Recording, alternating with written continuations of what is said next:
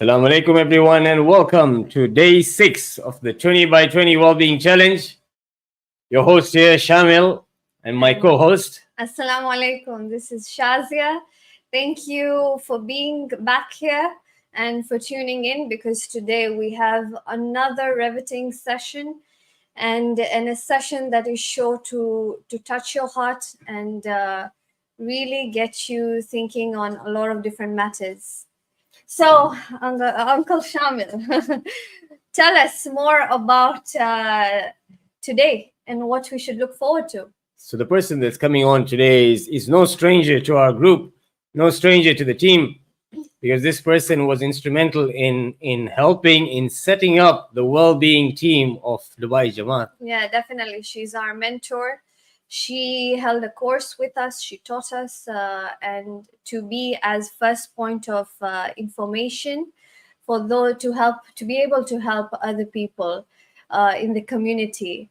And I think it's great to always have her. She always has such a distinct perspective to things. She's very knowledgeable on different things. And once again, her topic will embody the theme. Absolutely, Right? absolutely. And the best thing I like, or I really enjoyed about the 20 by 20 Wellbeing Challenge from last year and this year is the different type of speakers that we get, who all of them have so much to give Yeah. in every aspect. I mean, the way everything gets connected so well. Subhanallah, our community is blessed. And with that, we'd like to say to everyone out there, especially Dubai Jamaat, would like to thank them for giving us this platform, the well-being team of Dubai Jamaat for setting up this platform for us, our boys at the back handling the IT, all our speakers who have come up, and especially all of you who log in every single day. And those of you who cannot log in, Alhamdulillah, this year we've been able to set up the YouTube recordings. Yes. And I've yes. gotten a lot of messages from people saying that it's helping them because of the different time zones. Yeah, yeah, So definitely. the objective has always been that get as most as you can out of them, and inshallah we all benefit out of it. Absolutely. And as always, we say our theme for this year's Wellbeing Challenge is a quote by Imam Ali, which is, "You presume you are a small entity, but within you is enfolded the entire universe." And all our topics are vouch for this quote. And I do sincerely hope you find a bit of your universe within you by the end. Alhamdulillah, subhanallah, exactly. And inshallah, we'll get into who the speaker of the day is. But before that, for those of you who have joined the challenge late and are unsure of how it works, a quick recap. We will have every day starting at 7 o'clock. Our stream. Thereafter, after the introduction, we'll have a 20-minute talk by our keynote speaker. We'll then move into a Kahoot. After the Kahoot, we move in straight into a Q&A. We have the comment section open on the YouTube. Please type in your questions. We invite you to send in your questions so that we can ask them directly to the speaker. And inshallah, after the session, we will also share on the group the speaker's direct way that you can contact them, whether it's through Instagram or their email address. Yeah? So I think we're ready for day 6. I think we're ready for day 6. Are our audience ready for day 6 is the question. So without further ado, let's welcome and introduce the speaker for today. It's Sister Farzana Karawalli. Sister Farzana is a learning disabilities nurse and social worker. She's a master's student of neuroscience and psychology of mental health. She has multiple diplomas spanning neuro-linguistic programming, cognitive behavioral therapy, dialectical behavior therapy, and addiction counseling. Sister Farzana has extensive experience in hospital discharge, child protection, and safeguarding. She also has experience working with individuals with a dual diagnosis, learning disabilities, and people struggling with substance misuse and addiction. She's also a life coach with experience providing relationship, and family coaching, trauma and grief coaching, as well as emotional well being coaching. She also leverages her expertise to conduct professional trainings. And her topic for today is when life throws you Curveball. a curveball, how do you get up Okay. and face it? Let's welcome Sister Farzana for today. Assalamu alaikum. Alaikum Alaikum salam. salam. Thank you for joining us. As always, it's always a pleasure to have you here. Thank you. I wish I was in the studio right now. We wish so too, but inshallah, definitely we're going to collaborate on something else and you'll be right here with us. Inshallah. Miss you guys lots. Alhamdulillah. Great to have you on board, Sister Farzana. Bismillah. The floor is yours. So today's session is a riveting one, a topic that we've discussed, and something that I think many people do go through, in the sense that life throws many curveballs at us. But how do we get up again? And I think to explain this topic, let's just begin slowly and understand how this topic has impacted your life. Okay, so I'm hoping it'll be interactive, and that you guys will also throw in and ask me lots of questions. I'll literally start off as to why I decided to choose this topic, which it's not very clear exactly what the topic is, right? It's a bit of suspense. A lot of suspense. Yeah, so obviously I do a lot of work with families, and when families come with an issue, and I think I mentioned this before, usually behind that is a particular trauma or an incident or another issue. So we don't always realize the impact of some of the things that we go through in life and how it has an influence in other parts of our life. And sometimes it's not too late, but it's become difficult for us by the time that we realize that certain things in our life actually have impacted us. So I'll give you an example.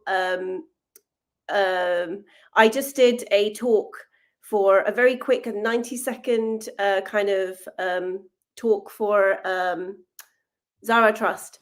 And it went online and it was about grief. And they asked me specifically to talk about general grief, but also about the effects if somebody miscarries. And I said, obviously, I've had a miscarriage.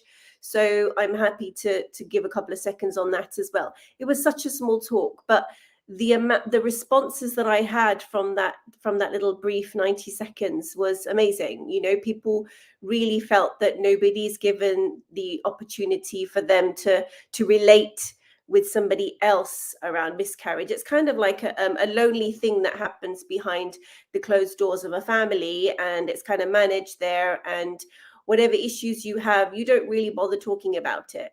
So I just thought I'll break the silence today and just start talking about it, because I was one of those as well that felt, you know, why do we talk about it? Maybe I'll upset somebody else. So I'm open for your questions for whatever it might be, but I just wanted to start off by saying that a miscarriage is actually not uncommon. You know, it's quite common for people to for women to miscarry. There's no particular reason why it happens. I mean, generally they say it's chromosomal issue, okay, but it's not like, you know, and you know, our ancestors have said, you know, if you do too much movement, you know, halbal na karai bo and bhare na uparche, nothing so heavy, don't pick up anything heavy, and you know, first 3 months you have to be so careful, don't walk around too much. And I know we don't hear that now, but that was the thing before. And as a result, possibly, I wasn't obviously in that time, but possibly as a result, women felt blamed. You know, if there was a miscarriage, they felt that they've done something wrong, or somebody in the family feels that they've done something wrong, and they might believe it. And I think some of that has filtered through to us right now as well. Possibly a lot of women do come thinking that, you know, maybe I didn't carry well, maybe I, you know, as if it's my fault. But it's beyond us. It's not something we have control over, and we know Allah is the best of planners, right? So, you know, we might have plans, and I think that's where a lot of pain comes in when somebody miscarries. You have a child, and you dream, you can't not dream about, the way your family will be shaped, the impact that child will have on you. This is all big before the child has even started to form, and you've already, found out quite early on that you're expecting. Grandparents get excited, they feed into that. You tell the children, they feed into that. That child's life has already come to life before the child is even born. Yeah. And I think that's where the pain comes in. And in that planning, we have to realize that we are planning, but Allah is the best of planners. And we really must believe that, because anything can be taken. I mean, we're seeing it in the world right now. Anything can be taken from you at any point. And it's not a blame to yourself. It's a test that you need to go through. And we can talk about that. But I wanted to stop and first ask, do you have any questions? Because I don't want to just make it a monologue. I think Yeah, it really, definitely. and it's good to get Shamil's input as well, because I think we don't hear from the men. From the in male's terms of how they perspective, feel. yes. Yeah.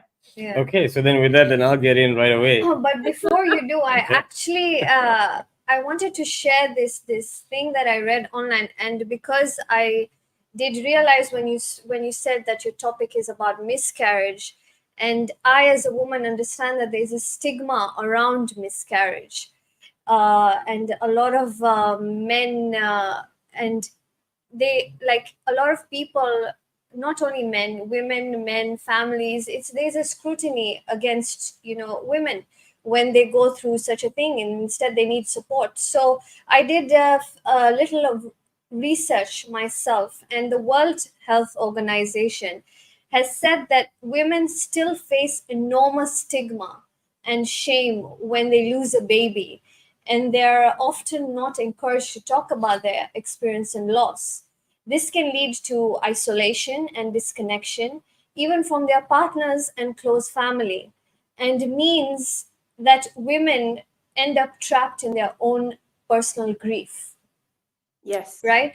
Yeah. So I just wanted to give the audience this kind of perspective that there exists a stigma around miscarriage, and it's not something that we're just saying that it's something that we feel personally, but it actually does exist. It So does. yes, we would And love, yeah. it's quite the stigma has come from past views, right? That's what. But scientifically, obviously there's not enough information, right? I mean, we don't observe a womb as such to understand what is happening during the pregnancy. And so, we don't 100% know, but what is suggested is it's a chromosomal defect. So if we look at it from a science perspective, then why is there stigma is the question, right? Where is it coming from? Right. Is it still a cultural thing? And do we need to reevaluate that? I don't know from, I don't see anything from an Islamic space or religious space that would suggest some of the stigma. So it is literally mentality of people. And because people think that way, I think I maybe it was in the training, I spoke about self-stigmatization. Yeah. So what you have is stigma from elsewhere, and what you're talking about, Shazia, is that eventually the person self-stigmatizes themselves, locks themselves in, and they don't share. And so we need to talk about it to break the stigma. That's how stigma has changed when it comes to mental health, when it comes to learning disabilities. And I guess that's why I'm here today, to talk about it, just to be as honest. Any questions that come through, I'm happy to take. Excellent. And it's amazing you say that, because from a men's perspective, from the husband's perspective, we've always grown up to be the strong one, or to be the strength in the family, but inside we also hurt. How does the husband take it? I mean, how should they handle it? At the same time, they have to give support to their wife, they have to answer the family, but they have to continue day to day to ensure that the family continues growing and there is food on the table and whatnot. But how, from a husband's perspective, how are they able to help their spouse whilst at the same time helping themselves?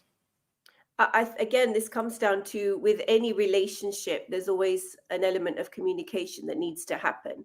And I think as the person that had obviously miscarried physically, I felt in a position to have that conversation, and I made it clear to my husband that right now I don't want to talk to any family members. I don't think I can do that right now because I need my space. Obviously, immediate family members that I had seen on the day when the miscarriage happened. Obviously, I didn't go into any further detail, and I didn't want to speak to anyone for at least a day or so. So you need to make sure that you keep that space for yourself to first understand what's happening, because then you become very reactional as such, right? It becomes a behavior rather than a proper conversation. I also said that at the time, my son was young, that I didn't have the energy to look after him, and so at the moment he's going to have to entertain him, and I will come down when I can to speak to him. In terms of meals, that was sorted. His mum and my mum were dealing with that. So we actually had a conversation about, physically how we would manage the situation.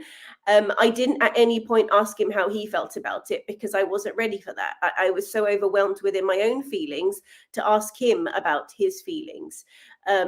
So I was very descriptive in what I wanted, what I didn't want, if I needed something to help me out. And I think that's the first thing we have to do, is open the door to conversation within the family unit. Tell me, Sister Farzana, like you said, because it's self-scrutinization, because it's self-blame, and you're already going through this trauma, and it's like there's a whole, or how I see it, it's like there's a whole battlefield going, it's within you, right? Of it's not your fault and it is your fault. There's that constant battle. How do you come out of the feeling of guilt and self-blame, and having support around you help with that? So this is true to all grief. Yeah, it's not obviously just for miscarriage. And I know even when my father passed away, the guilt, I could have done more, I didn't understand it early enough. Maybe if I'd spoke to the doctors or nurses in this way, it would have been better. And the same with the miscarriage, in the sense that, I know that I did look after myself, but I still wanted to continue working and everything else, like we all do. So, you ask yourself the question, is it because I was working? Is it because, I was getting upset and angry all the time? I mean, I as you were speaking, all I could see was the time when I was told, and the kind of questions that I had, that why did Allah show me this and then take it away? So, for example, I know I've got a bit off topic, but it just, I was, so I didn't know that I was miscarrying. I didn't even have spotting. It was a tiniest bit of spotting that you wouldn't even think is a miscarriage. And that's actually what a miscarriage is.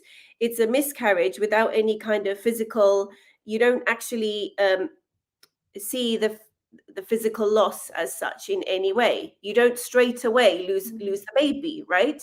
It's either in a scan that it's picked up, or some sign, or you're not feeling well, or whatever it might be. There's many different signs that you may get. You may not even pick up a miscarriage for quite some time. So there was a very slight spotting. I went to get the baby checked, and that's something else you need to do. You need to make sure to be able to, you can't avoid a miscarriage, but at least to be able to make sure that your baby is well, you need to keep up your prenatal care. You need to be able to have your regular checks and look after yourself. Take time out for yourself, try and slow down a little bit, but that isn't the result of a miscarriage. This is just for you to be in your best state through the pregnancy, right? That will always help you. So I said, let's go and get it checked out. You know, it might just be nothing. And I thought of it as a happy excuse to go and see my baby again. So I thought, yes, let's go. So I went there all excited, thinking I'm going to get to see my baby again. And, you know, the nurse checked a bit long, and I thought, what was she doing? Why is she taking so long? Then she did different types of examinations. I'm not going to go into detail. And she didn't say a thing. Then she called in a doctor, and I thought, this is getting serious. She won't even show me the screen. So you obviously start getting worried. And then she goes to me, unfortunately, there's no heartbeat. My heart sank. My heart sank. You're showing me my baby and you're showing me that there's no heartbeat. So the question is, why did the heart stop? Why would it stop? You can't find out? How would they find out? How would they know? You know, these we look at a child as if it's born and already has issues that we can see. You can't see that. And we don't appreciate that whole delicate state. The child is in Allah's hands. We're just a space to hold that child. But that child is not yet given to us as an amana, to be honest. You know, we don't control anything. We meant to maintain ourselves, but we don't control anything. So in that, we shouldn't really feel the guilt. I think the shock is where the questions come about first. And we need to address that to prevent the guilt as well following after. So questions like, why did Allah show me this child, show me the dreams of a child, and then take it away from me? Now we think, no, we shouldn't challenge Allah, but we have to ask those questions, even if we're not asking them directly to Allah, we're asking them for ourselves to start a process of reflection. I think that's very important, you know, that way we are not blocking ourselves off. Does that make sense? A lot of pain manifests because we block it and we don't deal with it. And later on, that continues as a form of trauma through other aspects of our life, through our relationships with our spouse, you know, through our relationships with our other children, possibly as well, you know, resentment, whatever it might be, you know, which is unfortunate, but it does happen in relationships. I hope that kind of answered your question, but from a definitely. No, definitely. You've covered a whole aspect of it too. Yeah. SubhanAllah, Sister Farzana. So if I take a different angle and I ask you, so as a couple, as a family, how soon can you move on from that in terms of, let's say, how soon can they try again, number one? And number two, what was your mental state? What helped you get out of that, you know, low feeling that you were able to stand up again? And, you know, as we said in the topic, life throws you a curveball. How do you get up again? What helped you? Was it you know, some du'as? Yeah. I'll start with the first one. I think that's important because it's about how you feel at the time. Obviously, you need to be in a good mental state for conceiving another child as well, right? We're told that if we're in the prime mental state, it will be good for the child. So we must, and we don't always do that. And to be honest, I don't think I fully did that, you know? And now that I understand more about mental health, that's something that I know I should be thinking about. But subhanAllah, my child after that was a bundle of joy, alhamdulillah. So I was lucky. But not everyone is lucky if they've gone in a very depressed state into having another child, right? It also affects how you bring up that child. So you have to be ready. You have to be ready as a couple as well, because you don't know, possibly this genetic issue or chromosomal issue may come again. So you have to be ready just in case it does again, right? Because there's no guarantees, right? So from that perspective, both perspectives, you have to be ready. But if you look at it from a scientific perspective, I think 3 months is about, you know, I mean, at the time when I lost my child, they were saying 6 months. But I think now they're saying after 3 months, you can consider trying again. And that gives your body time to recover. But also it depends on whether you have, so that would be the scientific thing. But again, another dependency is if you've had a DNC or you've naturally miscarried. So obviously, when I naturally miscarried, it took actually more than a month, nearly 2 months, to actually no longer have that child in my body. And so as a result, that meant that whole time I'm still living the experience. And physically, my body wouldn't have come back to normal. Does that make sense? So I should have given myself more time as well after that, just to get my body back to normal. But like I said, scientifically, it's 3 months. Your second question was, I'm trying to think. So it's basically you were down at your low point after that, which is natural. What did you do to get yourself back up again? And what can anyone else do? I was told to recite Dua Mujir.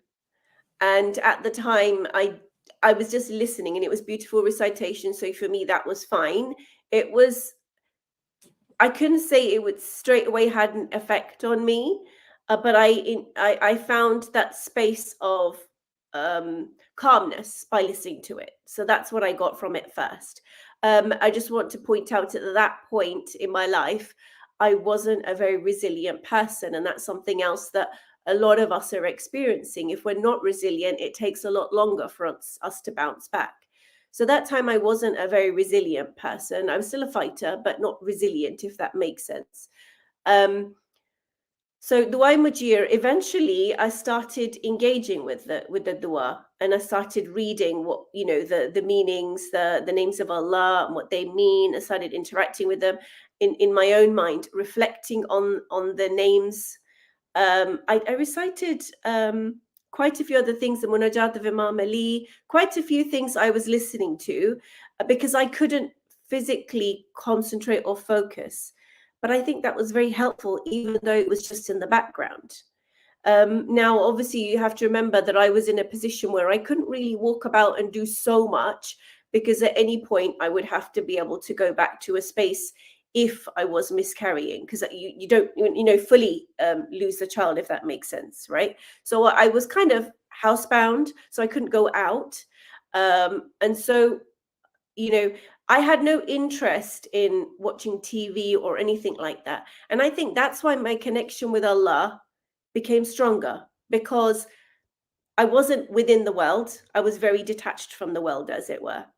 But listening to a lot of du'as really helped. But one that really strikes out to me was Dua Mujir during that time. Alhamdulillah. Great. I think we're at the time where we need to move into the Kahoot, but I'll just ask one final question, which I think would help everyone. What's the definition of a miscarriage in medical terms? So a miscarriage, like I think I said it before, is when you have a miscarriage without any physical symptoms. Okay. Because, like I said, any number of weeks that puts medically. So I think the maximum is I'm trying to think. Sorry, before 20 weeks. Before 20 weeks makes it a miscarriage scientifically. Excellent. Great to know that. Actually, I think we'll have the Kahoot. Farzana, please do stay with us. I'm really, we're really involved in the whole topic and engrossed in it. And I think it's a very crucial and important topic. And before we go on to the Kahoot, I would like to say thank you for sharing your personal story with us. I know it's not easy, but thank you for feeling that this is a safe space that you can share your story with us. And with that, we can move on to the Kahoot, and then we will be back with Sister Farzana for a Q&A. So please have your questions in mind, and we will make sure to do our best to ask all of them.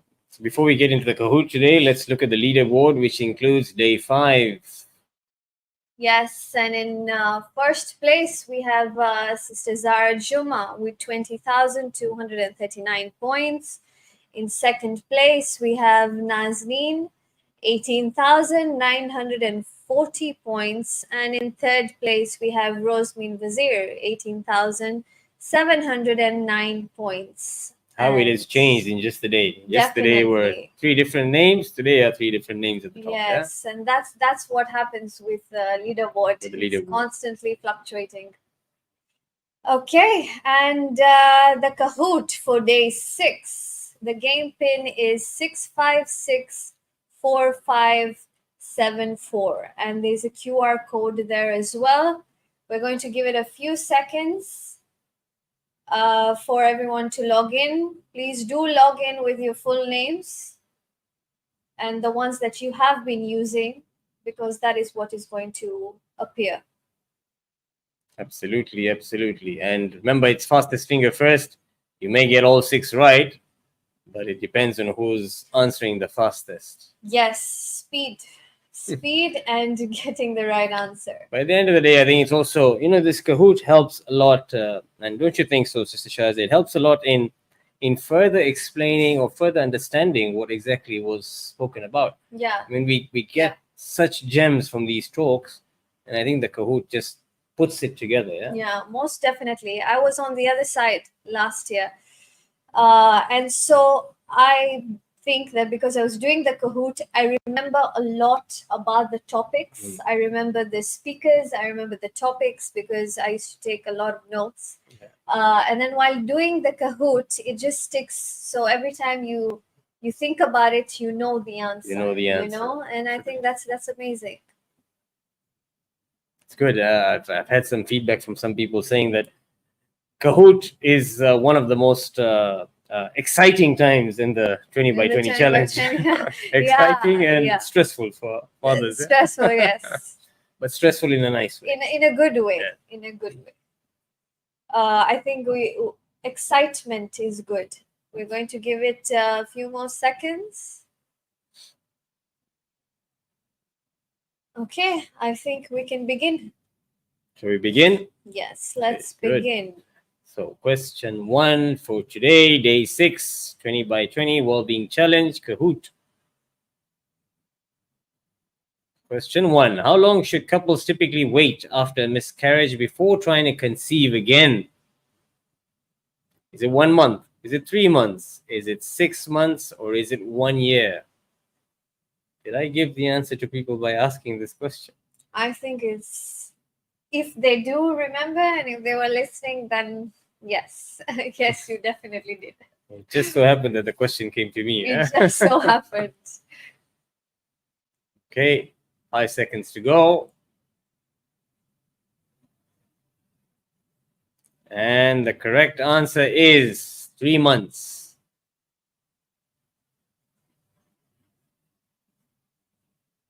Absolutely. And the second question is, what is a missed miscarriage? Is it A, miscarriage that occurs while sleeping? Is it B, a miscarriage without any physical symptoms? A miscarriage due to excessive exercise? Or a miscarriage caused by a specific food allergy? I think most of our players know this already. We have all the answers.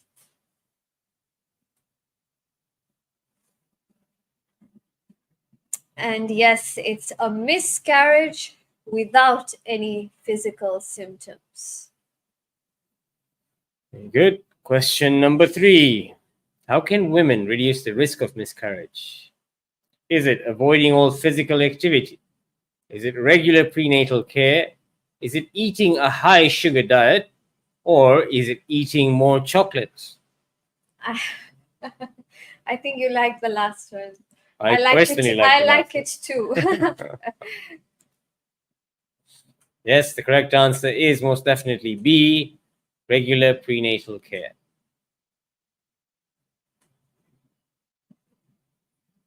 And question number 4. What are common causes of miscarriage? Exercise during pregnancy, emotional stress, chromosomal abnormalities, or eating spicy food?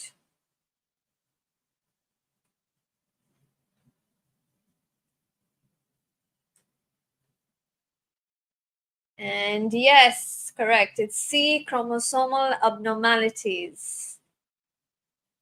Well done to everyone. Question number 5. What is the medical definition of a miscarriage? Is it giving birth before 40 weeks? Premature birth after 36 weeks, stillbirth after 20 weeks, or pregnancy loss before 20 weeks?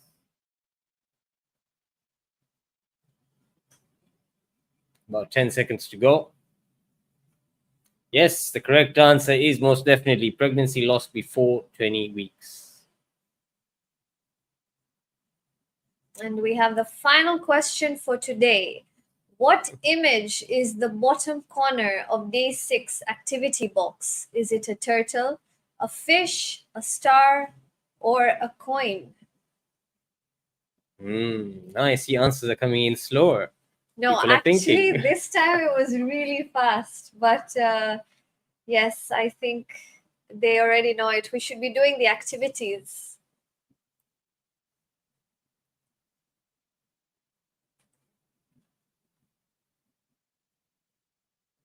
And yes, it's a turtle. Absolutely. Majority got that right. Well done to everyone. We have in third place Sister Sajida Khwaja, second place Brother Abbas, and in first place we have Sister Zara Juma. Very well done. Well done, everyone. In attempting the Kahoot, we'll now move into the Q&A.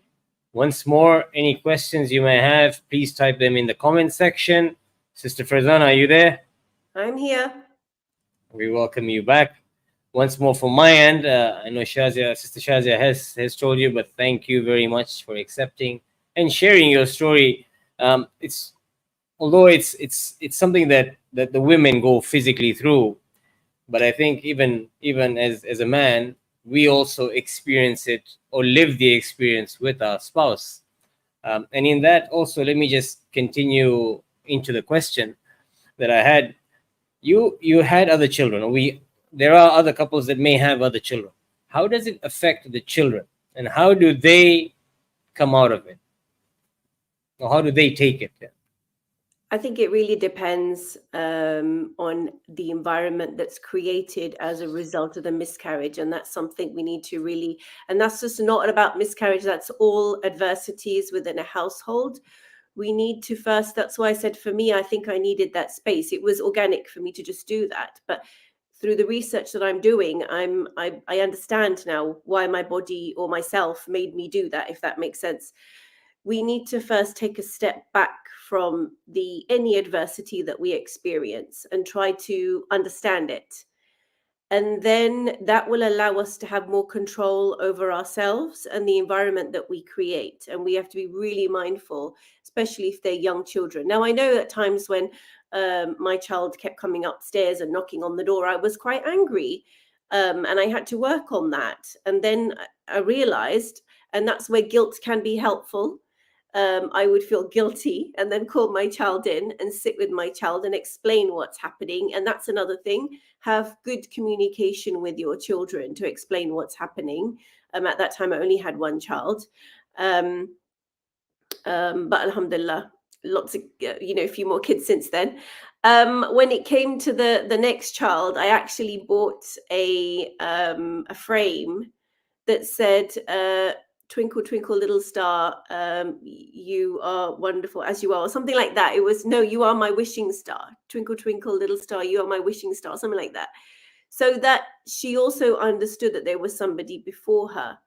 But unfortunately, this is not the same when when a child dies, either stillbirth or after a year or so of being born, when an even stronger attachment is created. That's when it can have quite an impact on the family itself, the environment that's created. And a lot of the times in a situation like that, we don't realize it, but neglect can also happen with the children, and it's not something that's done on purpose at all. And that's where having a support network, having family nearby, and allowing this what we call secretive thing to be opened up to other people, that's the only way they can support us as a network. What we tend to do is push people away. Even as a wife, we push the husband away. It's my problem, I went through it, it's all about me here.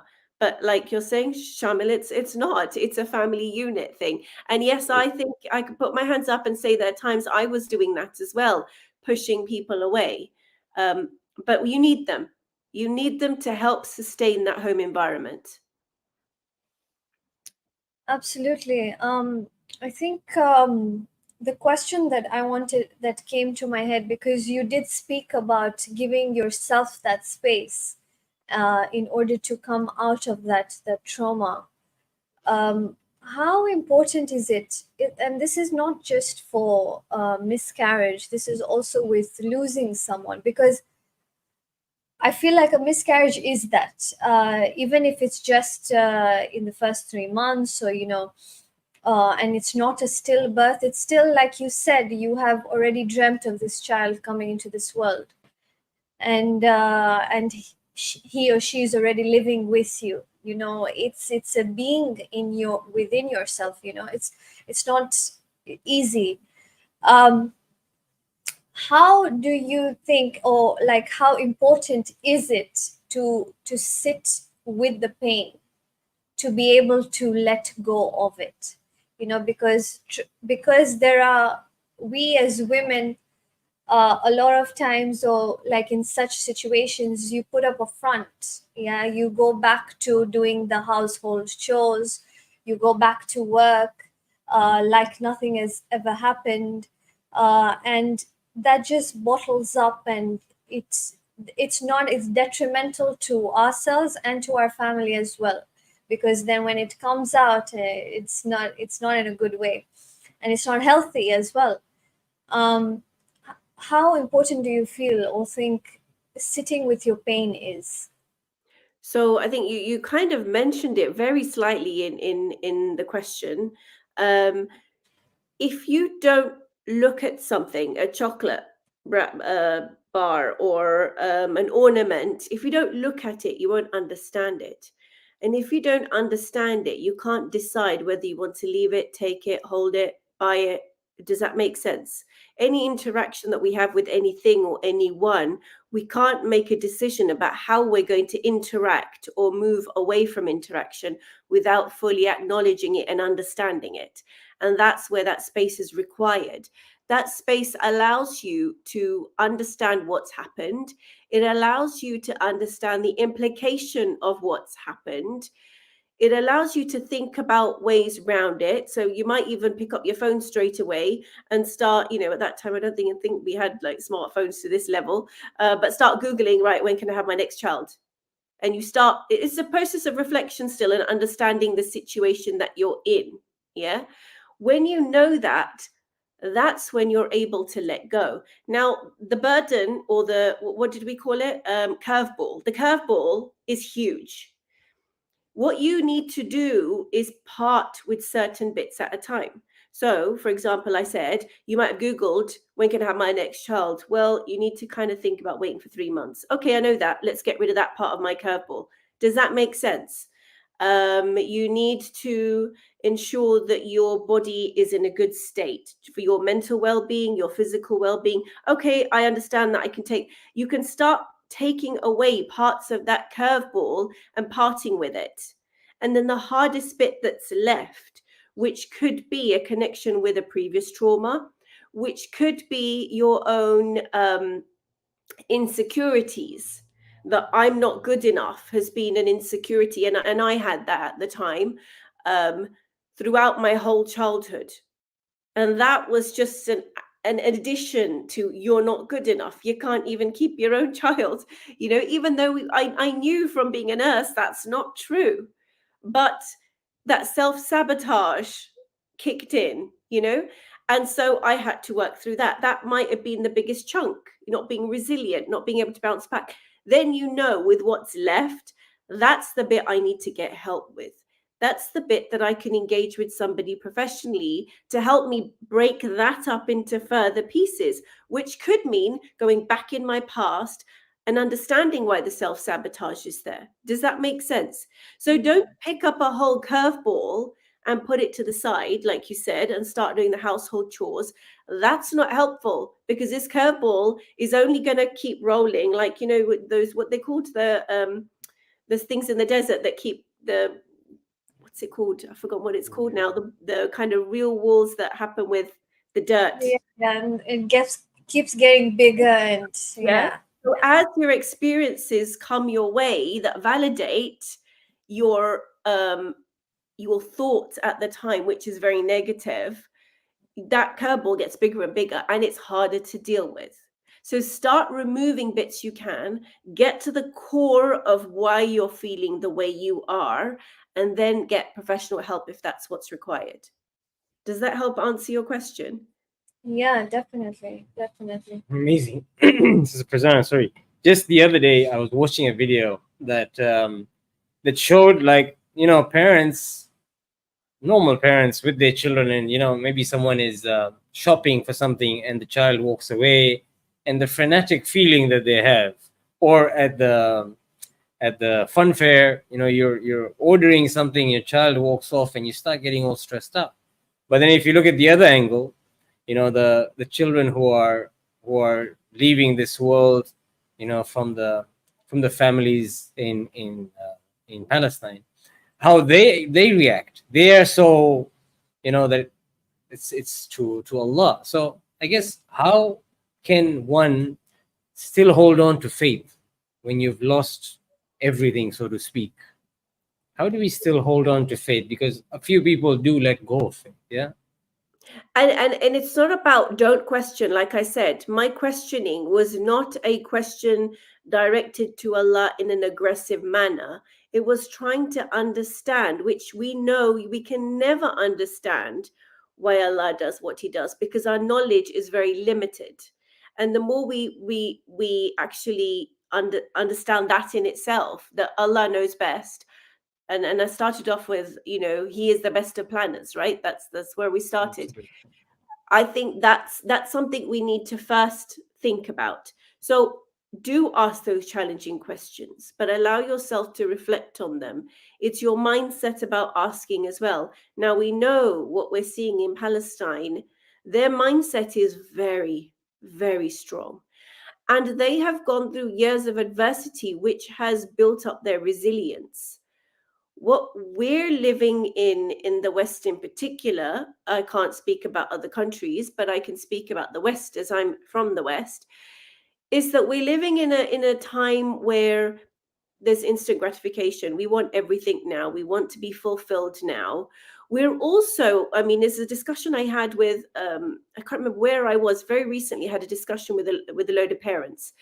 The generation before us were very resilient. Come what may, they would handle it. They never showed their pain. So many miscarriages, whatever, they'd block it in. And yesterday's talk with Sister Durain as well, the pressure cooker, keep the lid on it. But it didn't blow as such, unless there were mental health issues, which we never saw, because in that time they were locked away, kind of, or kept away. But they still were more resilient than us.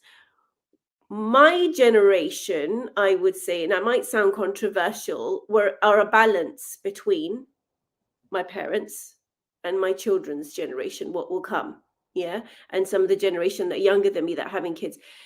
At the moment, what we're doing is we are very much analyzing all pain. And in some ways, although we must analyze pain to some extent, but in some ways we're weakening ourselves by the way we are trying to remove pain from our kids as well. So we don't want to show anything. So like I said, in the environment that was created at home when my son knocked on the door, I did call him in and I explained. If I didn't, that's one impact on his future resilience, because he wouldn't understand, he wouldn't know. Does that make sense? So actually allowing the family and children and yourself to be exposed to the pain and sitting in the pain is actually helping you to become more resilient for more pain. And that's what we're seeing in Gaza. We're seeing that they have experienced pain. They have internalized the pain. And I work with people in Gaza. I have a team there that I'm been working with. But unfortunately, if you can all pray for them, that would be great, because it's not always that I hear from them. And that's quite worrying in itself. But just talking to them, forget what we see on the news or on what's on social media, just talking to them, it's very clear that their mindset is extremely strong. because they have internalized, they have discussed it, they have open communication with their families about it, their children are aware. Does that make sense? So even though there's adversity in the environment, the adversity is not as impactful as if it was all kept hush hush. Does that make sense? Yeah, definitely. I think the whole world has seen how resilient the people in Palestine are. It's incredible to see their faith in moments of losing everything, and they're inspiring us Yes. to be better, to be more grateful, to be happy in the small moments. It's just very inspiring to see them, and the fact that they're keeping their faith despite all odds. They just have incredible faith that they know they're heading to the right place.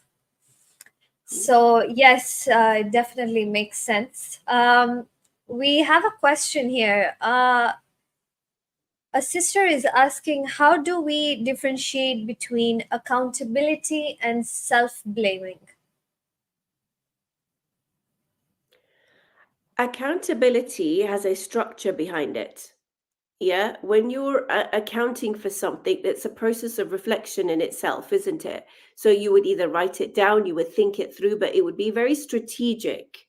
And so you have control over that thought process. But when it comes to blame, self-sabotage, the reason why it spirals is because there's no structure. So I know I've talked about reflection in the past 20 by 20 that I did. The Gibbs reflective cycle is a really good way to get structure in your thought process that can move you away from that space of self-sabotage, from that space of guilt and self-attack and things like that. Because, you know, we wouldn't accept that, and we hear that so much from anyone else. Why are we doing it to ourselves? But it's not easy to move away from it when you're in a spiral of thoughts. So accountability is a beautiful word, and whoever said that, I'm so glad you brought that up, because it's a very strategic way of looking at what's going on in your life, and you're not likely to go into this whirlwind spiral with that. Okay, great. Excellent. And Sister Farzana, many times we hear that have acceptance that Allah is the all-knowing, that everything happens, we plan, He's the best of planner. What has this loss taught you? I mean, something that you've taken away from this. I actually didn't know at the time that when you have a miscarriage, your child can take you into Jannah. So that's a bonus. If that is the case. And maybe I've heard it completely wrong, but that's what I've taken from it. So I live with that. Business class ticket. Sorry? Business class ticket done. I tell you. So I think for me, it has made me stronger. Oh my God, it has made me stronger. It's made me appreciate everything. Even in terms of my work, I hated my work because of, working in the government is not, an easy thing, with the caseloads. But when I needed the time, they gave me the time. When I looked at how my family came around me, so looking at the blessings, like you said, the small things in life, looking at those are blessings, and that allows you to become stronger, and knowing that you have people around you. Also, the fact that it gave me the opportunity to become closer to Allah, to actually connect with Allah, to engage with His names in such a way over nearly 2 months, had taken me to another level. In some ways, I had become an outside observer of myself within 4 walls. And that space taught me a lot about who I am and how I should be and how I should present, and, not to be snappy and, things like that were obviously what I was doing at the time, So I was very much able to give myself the time out. And in some ways, that could have contributed to me being a better mother after that. Does that make sense? Because I took the time out I didn't take the time out. God gave me that time out to sit and think about who I am. Why do I behave in the way that I do? Why do I react in the way that I do? Why do I think in the way that I do? Does that make sense? Again, that's the accountability rather than self-sabotage. It's the way I was dealing with it at the time. Right, definitely. I have one final question, which is when we hear someone has gone through a miscarriage, because this specific, and any loss for that matter, but specifically a miscarriage, because there are lots of questions that people ask, and the society asks a lot of questions. Did you do this or did you not do this? You know, and the woman is already, and the family also is going through different phases of grief. The husband, both husband and wife. How do you think we should be around someone who has gone through such a loss, or how should people be around someone who has gone through such a loss? So I just want to say before that, today we've obviously discussed some of this more scientific in the Kahoot questions, reasons of, questions around miscarriage. So now we're more aware. So number one, we have to spread awareness within the community so that when people do come to speak to the person that has had a miscarriage, they're more informed and will not say the things that possibly we've heard in the past that I said at the beginning. Okay. So that's number one. We have to be aware. We have to be very sure and reflect about what we're saying before we go and speak. And that should be in any kind of, interaction. Always think about the impact of the words that I use and how it's going to have an impact on that person. Because that person is not in the same state of mind as I am. And no person is in the same state of mind as the other person. Does that make sense? So we have to understand their state of mind in how we approach them. Because if you're somebody that's gone through a lot of grief and you're struggling at the time, you take the words literally, right? You don't give them the benefit of the doubt at that time. You're not in a space to be able to do that. So really, when you're phrasing your comments and your questions, think about how that person will take it and the words you use. And the best way to think about it is if I was to put it on a text message, because yesterday again it was mentioned by Sister Doreen that you might delete it and message it again and whatever. If you were to put those words on a text message, because that's a literal way of communicating, yes, then how would they receive that? And so I need to rephrase it, reframe it, rethink it before I'm ready. I'm ready to speak to that person. Does that make sense? Yeah, absolutely. I think we need to be more understanding, more empathetic than sympathetic, I feel. Yeah. And thank you so much. Yes, subhanallah, Sister Farzana. Thank you so much. We've come to the end of the 1 hour that we've had. We could go on and on with you. It's always a pleasure having you around us, learning from you, teaching us. We're waiting for you here in Dubai. We'll have that. I won't mention the name, but we'll have it ready at the airport for you. Huh? Don't start. I've not had dinner yet. Subhanallah. Thank you so much once more. And inshallah, we'll be sharing your Instagram handle for those who want to get in touch with you. But with that, I think we've got a few announcements for tonight before we get into the book of the day. Yes, we do. We have Yawm Fatimiyya coming up. So tomorrow, which is Sunday and Monday, we won't have any of the Wellbeing sessions, but we will resume, inshallah, on Tuesday. And we would love for all of you to come back, because we have a whole list of other speakers coming up. Do we have that? Can we have that on screen? No problem. I think everyone's seen it's good to surprise them. Yeah. Oh, should we surprise them? Okay, let's keep the curiosity going.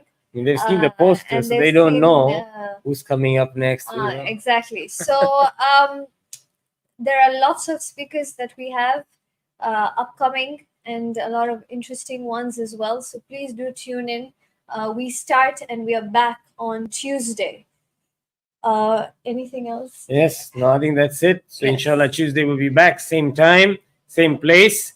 But before we close out, the book for today. Yes, the book for today, and also the well-being activities as well continues for 20 days. So you can continue on Tuesday. We're giving you a 2-day break.